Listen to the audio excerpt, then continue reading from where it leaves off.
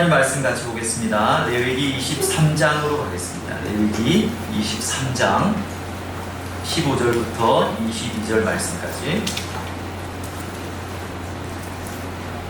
레위기 23장 구약 182페이지 레위기 23장 9절에서 23장 15절에서 22절 말씀까지 한 절씩 교도하겠습니다. 안식일 이튿날 곧 너희가 요제로 곡식단을 가져온 날부터 세어서 7 안식일의 수요를 채우고 7 날까지 하여 50일을 계수하여 새 소재를 여호와께 드리되 너희의 처소에서 10분의 2 에바로 만든 떡 2개를 가져다가 흔들지니 이는 고운 가루에 누룩을 넣어서 부은 것이요 이는 첫 요제로 여호와께 드리는 것이며 이 떡과 함께 1년 된 흠없는 어린 양 7마리와 어린 수소 1마리와 수양 2마리를 드리되 이것들을 그 소제와 그 전제 제물과 함께 여호와께 드려서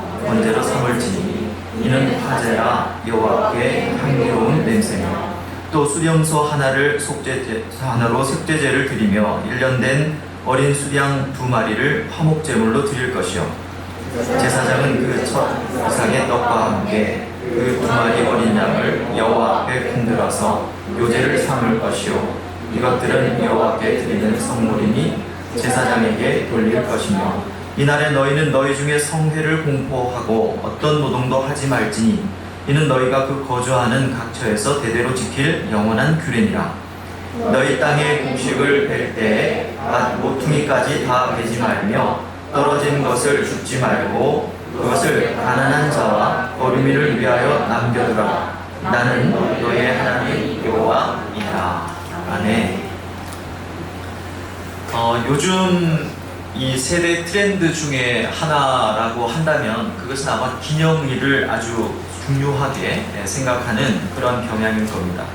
매년 돌아오는 생일이라든지 또 화이트데이 또 발렌타인데이 만난 지 며칠 이런 것들을 굉장히 중요하게 여기는 것이 요즘 젊은 세대 트렌드라고 할 수 있겠죠. 의미 있는 날을 기념하고 기억해 주는 것은 틀림없이 소중한 것입니다. 근데 어떨 때는요 이게 굉장히 좀 지나치다 싶을 때도 있어요. 만난 지 100일 정도까지는 이해를 하겠습니다. 근데 만난 지 10일 생기는 분들은 라떼 세대로 볼 때는 약간 좀 지나치지 않을까라는 생각을 좀 해봐요. 근데 이런 현상들이 왜 생겼을까? 사실은 우리의 굉장히 중요한 문화인데 우리 밑에 세대들은 더 중요하죠. 근데 가만히 생각해보면 일종의 소외 기피 현상이라고 할 수 있습니다. 세상이 너무 잘 나가야 인정받을 수 있는 시대죠. 지방대 나와가지고는 어디 명함도 못 내미는 그런 시대에 많은 젊은이들이 젊은 세대가 박탈감을 갖고 살아갑니다. 기성세대도 마찬가지이죠. 내가 이렇게 평생을 노력했는데 아무것도 없구나 라고 하는 거.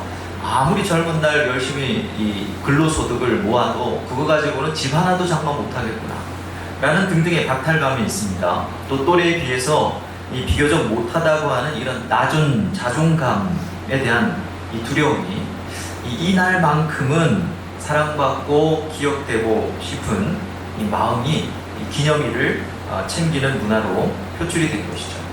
사실은 과거보다 왜 발렌타인데이, 빼빼로데이 등등 하면서 이런 것들을 상업적으로 그래 라고 이렇게 얘기하지만 사실은 그 뒤에는 이 젊은이들의, 이 젊은 세대들의 이 회한이 깔려 있는 것이죠.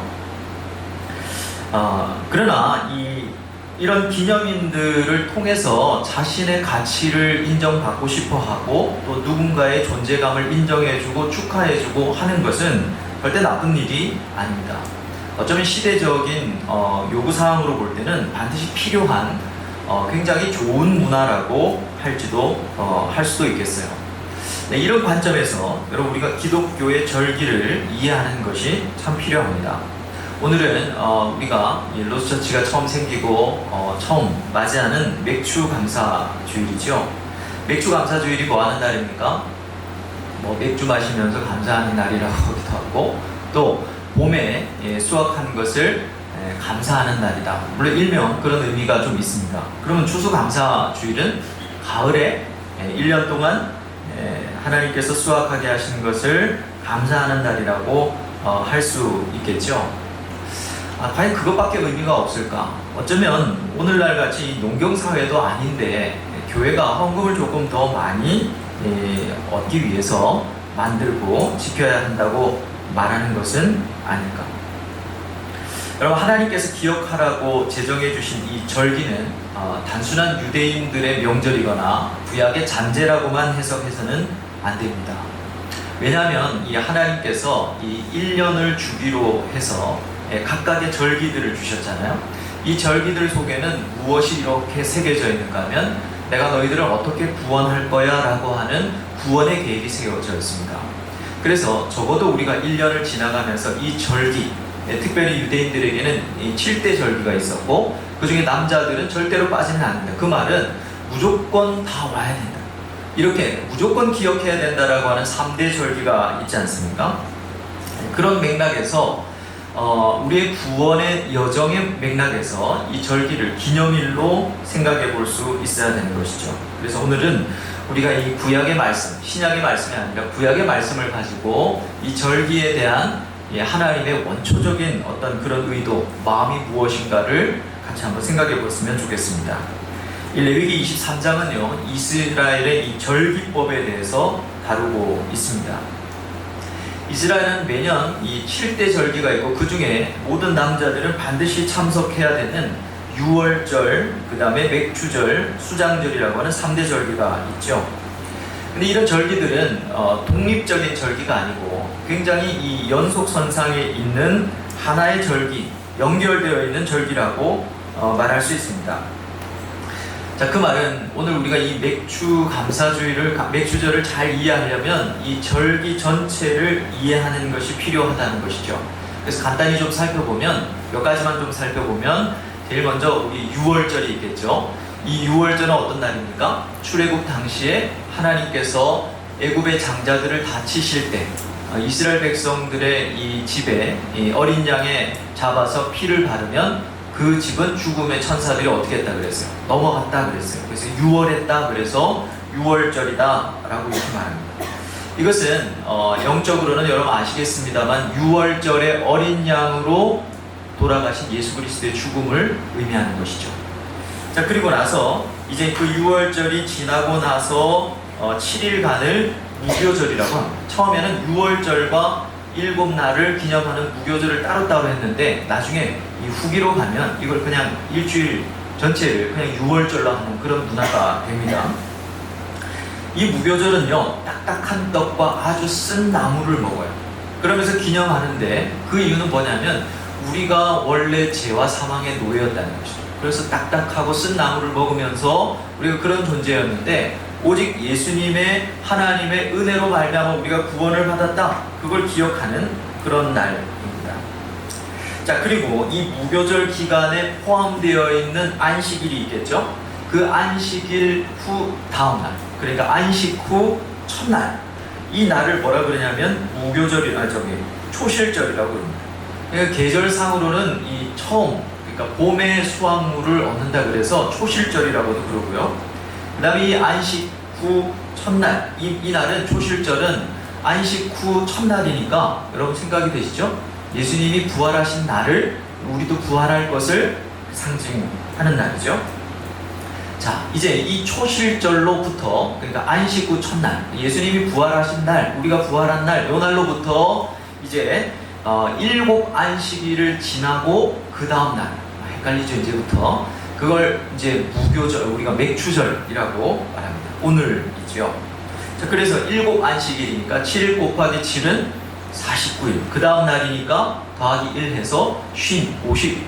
그래서 오순절 이러기도 하고 7 곱하기 7이니까 77절 이렇게 얘기하기도 합니다. 기독교가 이 조선에 처음 들어올 때는 우리나라가 농경 문화였어요. 그러니까 맥추절이라고 하는 보리를 수확한다는 말이 훨씬 더 와닿았겠죠. 근데 사실 오늘날로 하면 오순절이라는 말이, 오늘은 오순절이라는 말이 훨씬 더 와닿습니다. 한국 교회는 이 성령 강림 주일이라고 따로 또 챙기는 데가 있어요. 사실 뭐 그렇게 달력이 있습니다. 그런데 제가 볼 때는 이 따로 챙기는 것보다 이 맥추절이 사실은 성령이 강림하신 오순절이라고 봐야 하는 것이죠. 한국 교회가 이렇게 하고 있고, 그리고 1년의 이제 마지막 절기라고 하면 이제 수장절 혹은 장막절이라고 하죠. 이 장막절은 오늘날로 하면 추수감사절이라고 생각하면 됩니다. 이 추수감사절은 1년의 수확을 곳간에 드리면서 감사하는 날이죠. 자, 그래서 이 날은 어떤 날을 상징하는가 하면 1년 동안에 우리가 추수감사절날 감사한다 이런 의미라기보다는 우리가 하나님의 곳간에 결국은 수확물이 될 거야, 하나님의 곳간에 알곡으로 들어갈 거야, 이걸 기념하는 날이 추수감사절입니다.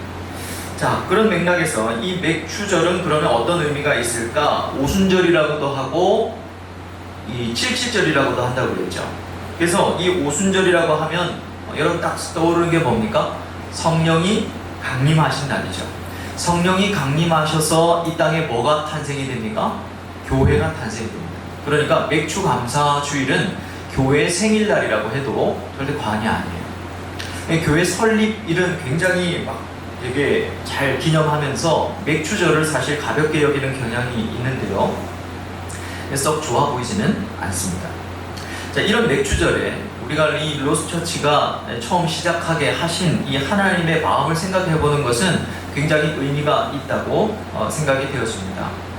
이 맥추절을 통해서 우리에게 말씀하고 싶으신 하나님의 교회는 이래야 한다라고 하는 하나님의 마음이 무엇일까를 우리가 한번 생각해 보는데요. 첫 번째는 서로의 예배를 돌보아야 한다라고 하는 메시지가 이 안에 담겨 있어요. 맥추절 하면은 서로의 예배를 돌보아야 한다 이런 의미. 우리 레위기 23장 4절 말씀인데요, 같이 한번 읽어보겠습니다. 4절 다 같이 시작. 이것이 너희가 자, 먼저 기억할 것은 이 맥추절은 성회로 공포할 절기라는 거예요. 성회라는 말은 거룩한 사람들의 모임이라는 뜻이 아니고 거룩하신 하나님이 구별하신 모임이라는 뜻이에요. 그러니까 교회는 거룩한 사람만 오는 게 아니죠. 거룩하지 않은 여러분들도 올 수 있습니다.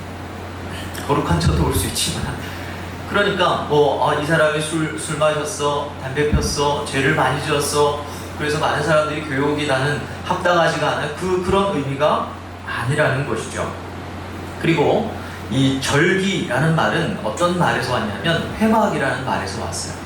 이 회막이라는 말이 무슨 뜻입니까? 하나님이 만나주시기로 작정하신 곳 이런 뜻이잖아요. 그런 말에서 이 절기라는 말이 왔단 말이죠. 자, 그 말은 무슨 말이겠습니까? 한마디로 절기라고 하는 것은 하나님께서 우리가 지켜야 하는 날 이런 의미가 아니고 하나님이 우리를 만나주시기로 작정하신 날, 그게 바로 절기라는 거죠. 그래서 이 날에 하나님께서 공포할 절기로 지켜라, 이 말은 뭐냐면 예배로 하나님이 거룩하게 구별하신 모임이 뭡니까? 예배죠. 예배, 교회죠.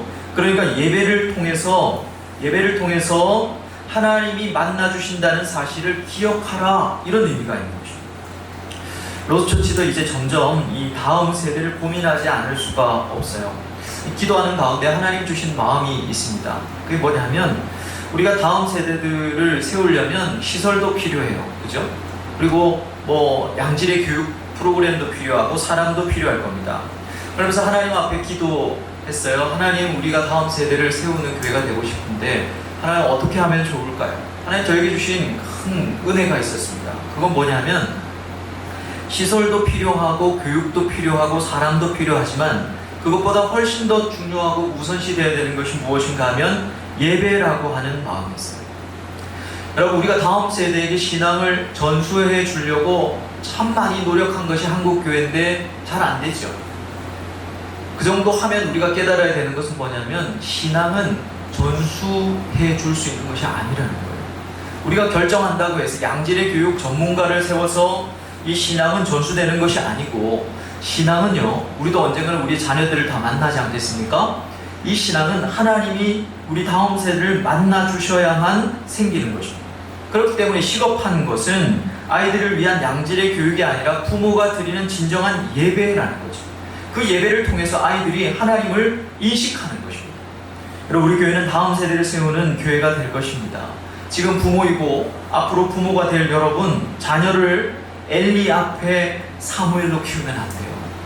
여러분들이 자청하여서 엘리가 되면 안 됩니다. 형식은 있어요.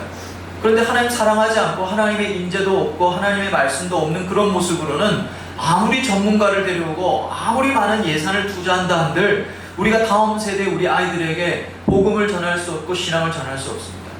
우리는 어떻게 해야 됩니까? 하나님 앞에 사무엘로 키워야 돼요. 그러려면 그 방법이 무엇입니까? 이게 저에게 주신 하나님의 메시지였어요. 그것은 우리가 부모된 우리가 먼저 하나님 앞에 하나님을 인정하고 하나님을 예배하는 자로 서야 한다는 것입니다. 우리가 엘리가 되면 안 된다는 것이죠. 우리가 하나님 앞에 진심으로 예배할 때 자녀들은 부모의 눈물을 보고 간절함을 보고 기쁨을 보고 정말로 하나님이 마치 살아계신 것 같은 그런 인식을 통해서 하나님을 더 가까이 하게 될 것입니다.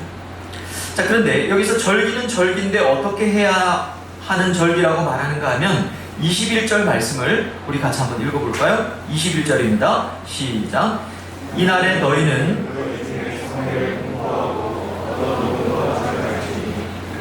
너희가 그 거주하는 각 처소에서 대대로 지킬 영원한 규례니라. 자, 공포하는 절기라고 해야 돼. 이 공포라는 말이 여러분들이 말하는 무서워 이게 아니라 샤우팅, 외치라 그런 의미거든요. 근데 한글 성경으로는 이 공포하라는 말이 한 번밖에 안 나오죠. 근데 원문으로 좀 더 쉽게 의역을 하면 이렇게 번역을 할 수가 있는데요. 제사장들이 먼저 성회를 백성들에게 외치면 백성들이 각자 서로에게 크게 성회를 외쳐라 이런 의미가 담겨 있어요. 여러분, 이게 뭐냐면 바로 예배라는 것입니다. 특별히 하나님께서 우리 구원의 그림을 그려놓으신 절기가 되면 혼자 예배를 참석하지 말고 서로가 외쳐서 서로에게 외쳐서 이 예배를 기억하도록 도우라는 것입니다. 일상을 살아가면서 분주하고 바빠서 너 하나의 신앙 잘 챙기는 거 좋아, 괜찮아. 그러나 여러분, 우리가 이 한국 교회에서 이방 교회에서 섬기는 우리가 지키는 절기들이 몇몇 있지 않습니까? 그런 절기들은요, 다른 형제들의 예배를 좀 챙겨줘라는 거예요. 저는 이 본문의 앞에 설 때마다 여러분들에게도 언젠가 한번 얘기했겠습니다만 늘 기억나는 에피소드가 하나 있어요. 아이들이 아주 어릴 때 이 옐로스톤이라는 곳에 캠핑을 하러 갔습니다. 두 번째 캠핑이었어요. 그래서 온라인으로 이렇게 이제 자리를 체크업을 했는데 조용한 데 있고 싶어서 사람들이 뭐 이렇게 캠핑 장소가 조금 떨어진 곳에 예약을 하고 갔습니다. 막상 갔더니 이제 거기가 흑색 곰, 흑곰이죠. 흑곰 지역이라고 보안관이 뭐 이런 짓은 하면 안 되고 저런 짓은 하면 안 되고 뭐 등등 이제 주의사항을 줬습니다. 근데 뭐 사람들이 많았어요. 괜찮았습니다. 그리고 이제 저녁이 돼서 이제 딸이랑 엄마가 이 쌀을 씻으러 잠깐 밑으로 내려갔는데 아들이랑 둘이 남았었는데 캠파이어를 준비하고 있는데 갑자기 큰 흑곰이 나타난 거예요. 뭐 TV에서는 많이 봤고 정말 우리 저기 뒤에 있는 우리 창배 형제 정도 거리에서 쑥 나온 거예요. 그러니까 너무 놀랐죠. 이거 아들을 지키기 위해서 이제 다이다이 해야 되나? 이러는데 아들은 지금 분위기가 달라요. 옆에서 딱 봤더니 막 책에서 봤던 TV에서 봤던 그 테디베어 엄마가 온 거예요. 그 얘는 이 베어랑 인사하려고 막 짝대기 하나 들고 가는 거예요. 너무 긴장을 했어요. 저도 곰이 엄청 크더라고 가까이서 보니까. 그런데 옆에서 이렇게 조금 떨어져 있었습니다만 여기 이제 그게 캠핑 문화인 걸 제가 이제 알았어요. 그랬더니 사람들이 막 이렇게 냄비 같은 걸 들고 막 두드리면서 베어 하면서 막 이렇게 소리를 질러주고 막 이 소리를 내고 고함을 질러주니까 이 베어가 머시멜로만 하나 물고 다시 사라지더라고요.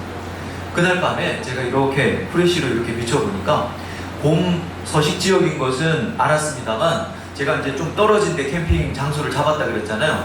여기 밑에는 아주 가팔랐어요. 가파른데 이렇게 보니까 눈이 6개가 검거가거든요. 그날 밤에 저는 한숨도 못 잤어요. 곰이 공격하면 어떻게 이렇게 2단 연차하기로 하고 이런 거 생각하느라고 저는 이 예배라고 하는 것을 여러분들과 나누는 시점이 되면 항상 그때가 생각이 나요. 너무 무서웠어요. 저는 몸이 엄청 크더라고요. 그런데 많은 사람들이 막 예배가 아니라 대화하면서 막 이게 예배인 거죠.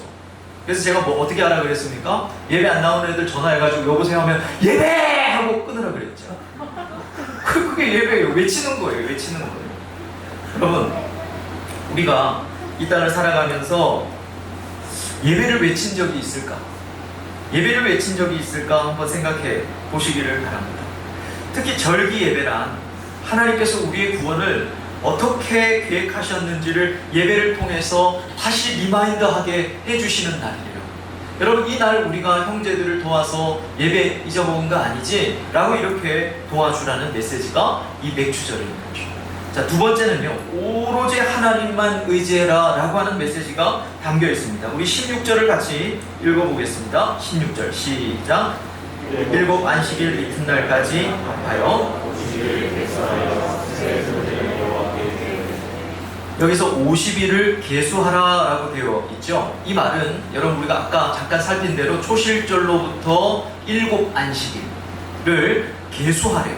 하루 이틀 이렇게 이 고3들이 시험 날짜 D-Day 뭐 이런 식으로 하듯이 그렇게 계수하라는 말씀입니다. 이 보리의 첫 단을 히브리어로 오메르라고 부르죠. 그래서 이 초실절로부터 맥주절까지 50일이지 않습니까? 그래서 오메르 1, 오메르 2, 오메르 3 뭐 이런 식으로 이걸 이제 오메르 계수라고 그런다고 그래요. 왜 이렇게 계수하라고 하셨을까요? 우리 같으면 그냥 50일 뒤에 맥주절을 날 그냥 뭐 네이버 달력에다가 알람 설정해 놓으면 되는데 왜 하루하루 이렇게 카운트하라고 하셨을까? 여기에는 아주 이유가 있습니다. 이 7주간은요, 이스라엘 백성들이 가나안에 들어갔을 때 이 7주간은 어떤 주간인가 하면 올리브 농사를 짓는데 이제 올리브 나무에 꽃봉오리가 이렇게 탁 터지는 그런 시기래요. 그러면서 동시에 밀은 3분의 1이 익어가는 시점이랍니다.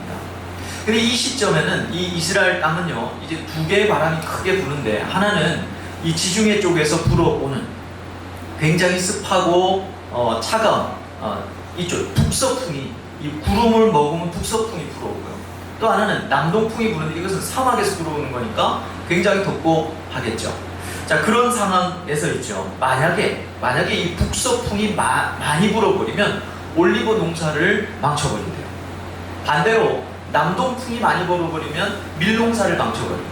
그럼 어떻게 해야 되느냐? 이 7주간 동안에요. 어떻게 해야 되느냐? 오메르 1, 오메르 2 계수하면서 딱 첫 주만 이 북서풍이 불어주고 나머지는 남동풍이 불어주면 이 올리브유 농사도 성공하고 밀농사도 성공하는 거예요. 자, 그러니까 이런 날들을 이런 상황에서 어떻습니까? 하나님이 그렇게 주장하셔야 되는 거 아니에요. 그렇죠? 바람을 어떻게 제갈공명 아니고는 우리 할 수가 없잖아요. 그러니까 하루하루 간절할 수밖에 없는 것입니다. 그런데 여러분 한번 생각해 보십시오. 이 명령을 지금 우리가 레위기를 통해서 보고 있잖아요. 이 명령을 어디서 주신 거예요? 가나안에서 주신 거예요? 광야에서 주신 거예요? 광야에서 주신 거예요. 여러분, 이스라엘 백성들은 농사 짓던 사람들이 아닙니다. 출애굽하기 전에 그 땅에서 애굽 땅에서 모았던 사람입니까?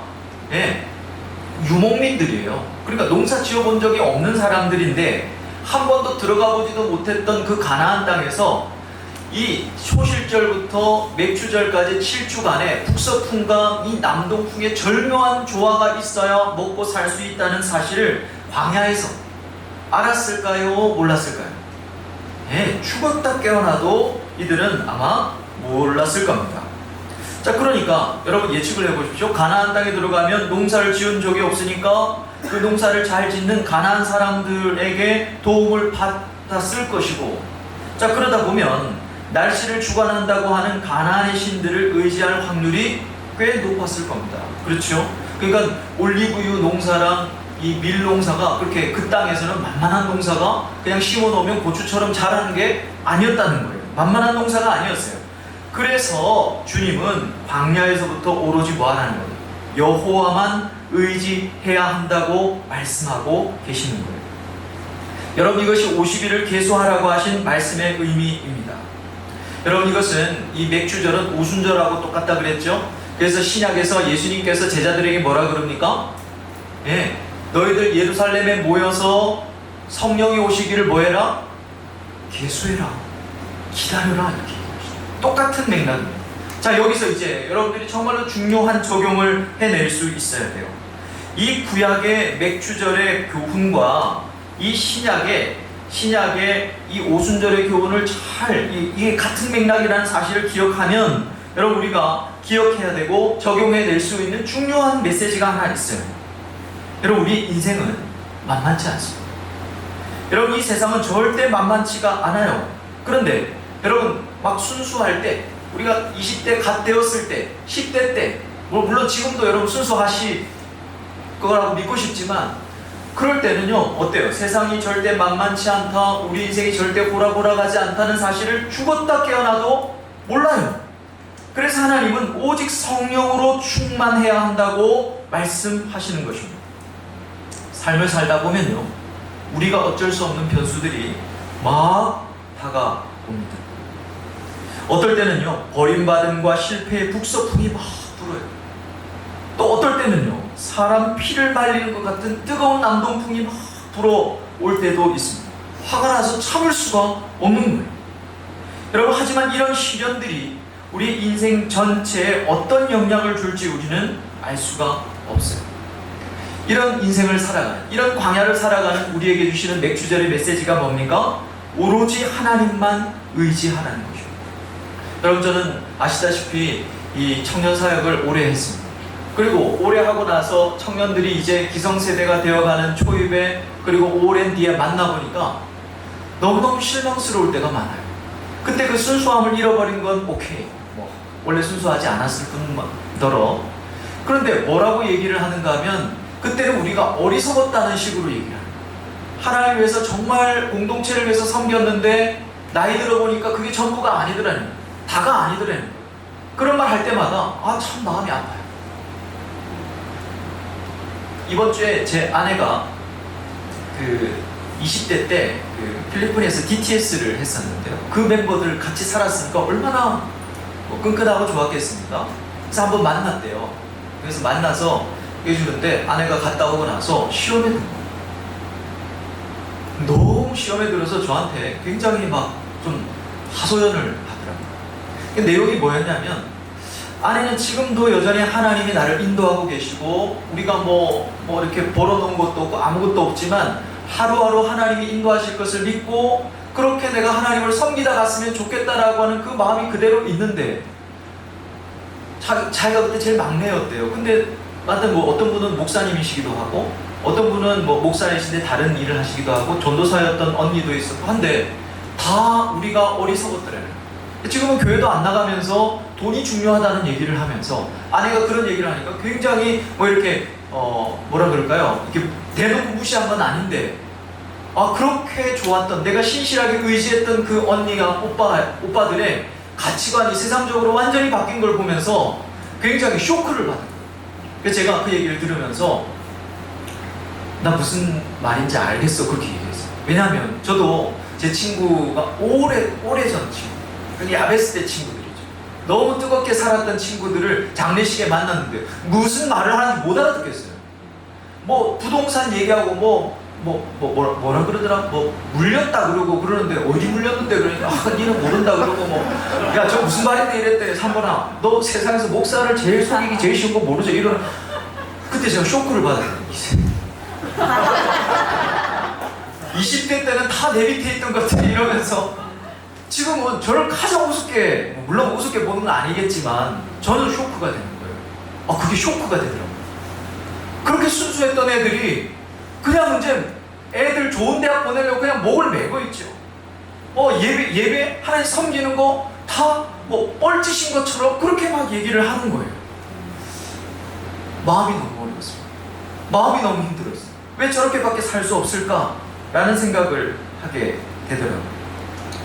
여러분, 주님은 오늘 이 맥주 감사주의를 통해서 우리가 어떻게 이 인생 광야를 살아야 되냐고 말씀하시는 거예요. 오로지 하나님만 의지하라고 말씀하시는 거예요. 여러분, 인생 절대 호락호락하지 않습니다. 하나님 말씀대로 살면 분명히 복받고 잘 될 줄 알았는데, 여러분, 하나님 말씀대로 살아도 실패할 때가 있고 괴로울 때가 있다는 것을 알 때 여러분, 세상에 편승하시면 안 돼요. 세상이 다 그런 건데 내가 너무 순수해서 그렇게 착각하면 안 돼요. 그러면 게임 끝나는 거죠. 그래서 우리가 순수할 때, 더 어릴 때 하나님은 그토록 뜨거운 은혜들을 우리에게 부어 주신 것입니다. 우리 오늘도 여전히 하나님의 말씀은 살아있어요. 오메르 개수를 우리가 붙들어야 합니다. 하루하루 오직 주님만 붙들고 살아야 하는 것입니다. 여러분, 오늘날 보면요, 절대적인 기준이 깨어져 가고 있어요. 교회 안에서도 심지어 보수인지 진보인지 제가 충격받아요. 그런 걸 물어보더래요. 여러분, 그러니까 절대적인 캐논이 없으니까 이제 그게 더 중요하게 되어버리는 것이죠. 여러분, 우리가 이런 시대를 살아가고 있을 때 하나님의 말씀, 오직 하나님만 의지하고 성령만 의지하고 은혜를 구하고 하나님 의지하고 주님 의지하고 살아가는 여러분들과 제가 됐으면 좋겠습니다. 세 번째 메시지는요, 생활 속에서 삶으로 살아내라 라고 하는 메시지가 있습니다. 우리 17절을 같이 한번 읽어보겠습니다. 17절 시작. 너희의 처소에서 이는 고운 가루에 누룩을 넣어서 구운 것이요, 이는 첫 요제로 여호와께 드리는 것이며. 자, 무엇을 만들라고 말합니까? 누룩 넣은 떡을 만들라. 이걸 마짜라고 그러거든요. 누룩 넣은 떡을, 마짜라는 떡을 만들으라 그럽니다. 근데 학자들은 이 맥주절이 이 신약의 오순절이라 그랬죠. 오순절에 성령이 강림하셔서 교회가 태동했으니까 여기서 누룩을 넣은 마짜 2개를 만들어라 했는데, 이 2개를 어떻게 해석하는가 하면 신약의 교회를 상징하는 유대인과 이방인이라고 해석을 합니다. 저는 맞다고 생각해요. 왜냐하면 이 떡을 만들어서 뭐라 그러냐면 첫 요제로 드리라 그럽니다. 이스라엘의 제사는 크게 2가지로 나눠요. 거제와 요제로 나눠요. 거제는 하나님 앞에 높이 드는 것을 말하는 거예요. 거제도 아니고요. 요제는 하나님 앞에서 앞으로 뒤로 막 흔드는 거예요. 하나님께 드렸다가 내 거였다가, 실제로 요제만은 하나님께 드린 것이 되지만 제사장이 먹을 수 있게 합니다. 그런데 여러분, 민수기 8장에 보면 이 요제를 가지고 하나님이 뭘 명하시냐면 레위인을 드리라 이렇게 얘기해요. 하나님께 드린 바 된, 바친 바 된 레위인들을 요제를 통해서 드리라고 하거든요.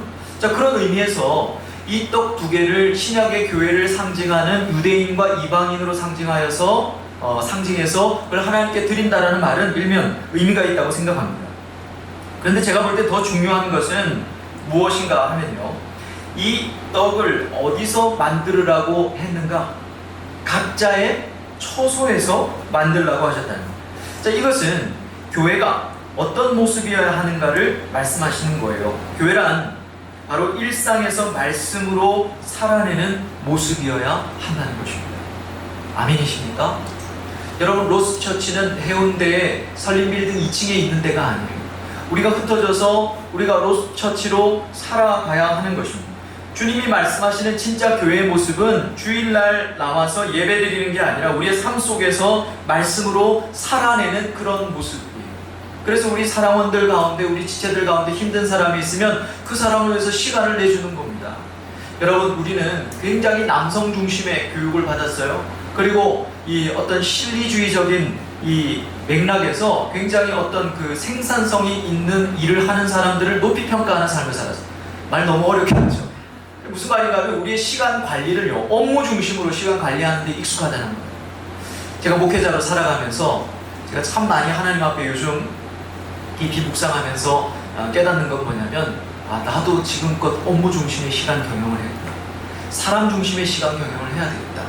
무슨 말인가 하면 내가 뭘 해야 되고 저도 의외로 바빠요, 여러분. 의외로 바빠요. 어디 교수로 오라는 데도 있고, 지금 원고도 막 좀 마감일도 가다가 오고, 나름 바빠요. 그렇지만 업무를 위해서 시간을 쪼개지 않고, 내가 필요하다면 저 사람이 표정이 안 좋던데 살이 쪄서 저러나?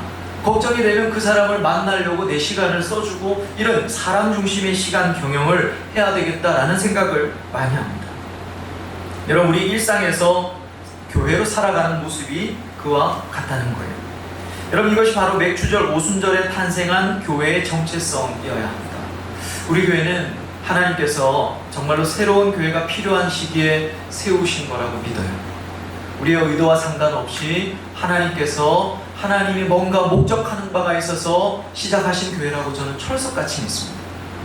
그렇기 때문에 우리가 배워왔고 우리가 경험했던 어떤 그런 교회의 상을 만들어가는 게 아니라 완전히 처음부터 저는 다 두드리고 싶어요. 정말 교회가 이래야 되는가? 이래 왔는데 맞는가? 어떻게 가야 하는가?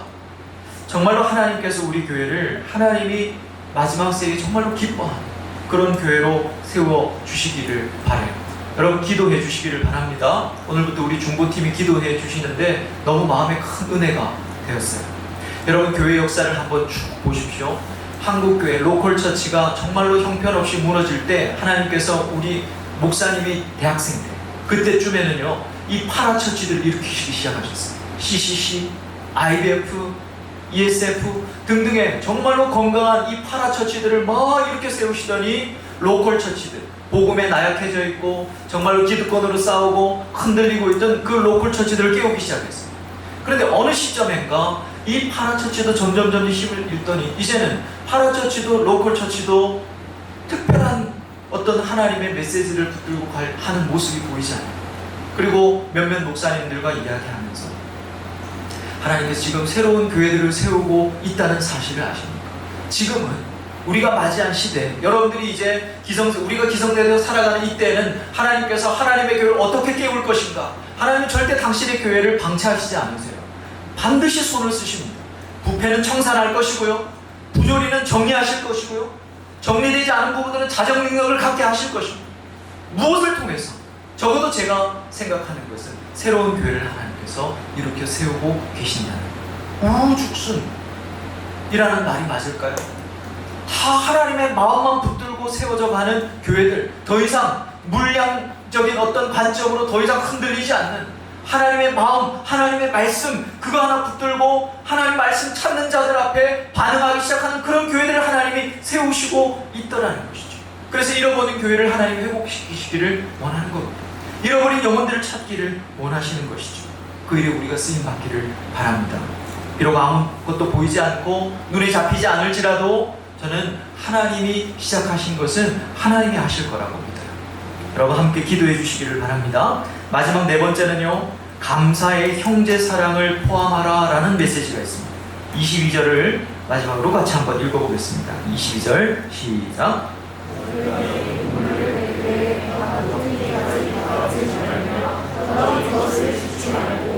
그것을 가난한 자와 어루민을 위하여 남겨두라. 나는 너희의 하나님 여호와니라. 자, 어떻게 이렇게 말씀하시는 이유가 뭡니까? 가난한 자들과 나그네들이 곡물을 얻도록 하기 위해서 뭐 하라는 거예요? 곡식을 수확하되 감사해라. 그러나 밭 모퉁이까지 다 하지는 말아라. 그리고 땅에 떨어져 있는 것까지 다 줍지는 말아라. 이렇게 말합니다. 수확은 틀림없이 감사의 제목이에요. 그러나 밭 모퉁이까지 베거나 떨어진 것까지 모조리 줍는 행동은 감사의 태도가 아니라는 거예요. 이처럼 감사가 여러분 진정한 감사의 의미를 가지려면 여러분 헌금을 더 많이 하는 게 아니에요. 이 감사에 반드시 형제 사랑을 담아야 합니다. 여러분 이 맥주 감사절 우리를 위해서 성령이 오신 날이에요. 우리의 구원을 변개치 않으려고 구역질 나는 내 속에 영원히 함께 하시기로 하나님이 그 거룩 자신을 부인하시고 우리 가운데 오셔서 상관 있는 삶을 살기로 시작하신 날이 오순절입니다. 감사한 날이죠. 이 성령이 오셔서 교회가 태동이 됐어요. 감사한 날이죠. 이 감사가 진짜 감사가 되려면 형제 사랑을 포함시켜요. 혹시 내 사랑이 필요한 형제는 없습니까? 그래서 매년 여러분 우리 교회는 맥주 감사절 헌금을 이웃을 위해서 사용하기로 한 것이죠.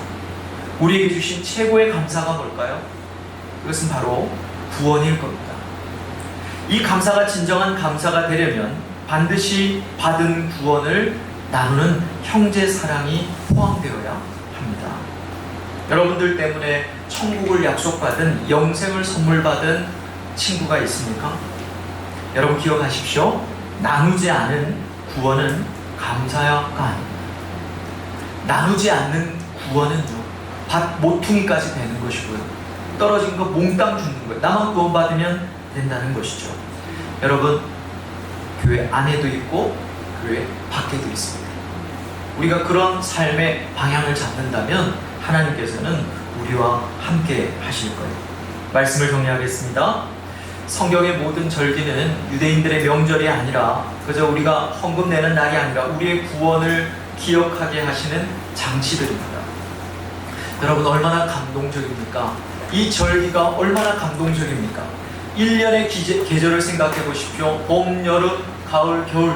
우리는 지나면서 어떤 삶을 살고 있습니까? 여름 되면 휴가 갈 것만 생각하고, 겨울 되면, 가을 되면 자작나무 숲 가고 싶어하고, 겨울 되면 홋카이도 가고 싶어, 홋카이도인가요? 어쨌든 그런 데 가고 싶어하는 그런 삶을 살고 있는 우리인데, 주님은 절기를, 이 사계절 사이사이에 절기를 심으시고요, 하나님께서 올해도 그리고 오늘도 앞으로도 나를 수확하기 위해서 하늘 농부가 되셔서 열심히 일하고 계심을 기억하는 날이 기독교의 절기입니다.